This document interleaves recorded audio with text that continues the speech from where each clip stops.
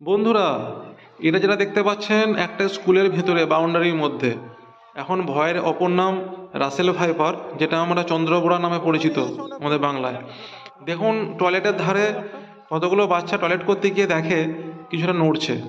সঙ্গে সঙ্গে আমি সেখানে গিয়ে দেখি যে চাকা চাকা দাগ পাতার মধ্যে খুব সন্তর্পণে সেখানে শুয়েছিল, রোদের মিষ্টি তাপ পোয়াচ্ছিল। তারপরে দেখা মাত্রই যখন বুঝতে পারি যে চন্দ্রবোড়া সাপ, সঙ্গে সঙ্গে বন দপ্তরকে কল করি। বন দপ্তর থেকে এসে সাপটিকে উদ্ধার করে এবং তারপরে সেটিকে নিয়ে যায় তাদের বন দপ্তরে, সেখানে গিয়ে সেটাকে রেস্কিউ করে। আপনারা দেখছেন কত ভয়ঙ্কর এই সাপ, দেখুন জুতোর মধ্যে কীরকম বাইট দিচ্ছে। তো এই সাপের প্রতিটা বাইটেই রয়েছে বিষ। সবচেয়ে ভয়ের বিষয় হচ্ছে এর অ্যান্টিভেনম কোনো কাজ করে না। দেখুন কত ভয়ঙ্কর এই সাপটি।